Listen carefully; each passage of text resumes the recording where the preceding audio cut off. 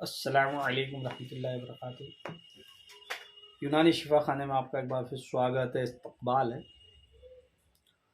आज हम आपको एक बार फिर से जानकारी दे रहे हैं माजून अर्दा खुरमा और कुर्स जिरियान।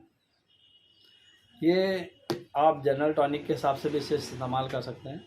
जो भी मर्द हजरात दुबले पतले हैं, खाना कम खाता है या ताकतवर नहीं है, वज़न कम है, तो वो लोग भी इसे इस्तेमाल कर सकते हैं।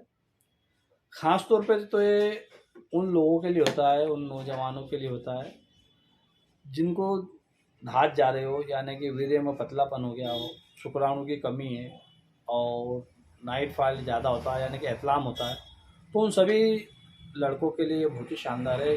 क्योंकि बिना डॉक्टर की पर्ची के आपको किसी भी यूनानी मेडिकल, आयुर्वेदिक मेडिकल पर बड़ी आसानी से मिल जाती है और इसका कोई साइड इफ़ेक्ट नहीं है, इसका किसी भी प्रकार का आपको नुकसान नहीं होगा।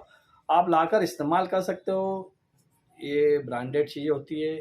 माजून अर्दा खुरमा बड़ी आसानी से मिल जाता है और ये पुर्स जिरियान ये भी बड़ी आसानी से आपको मिल जाती है।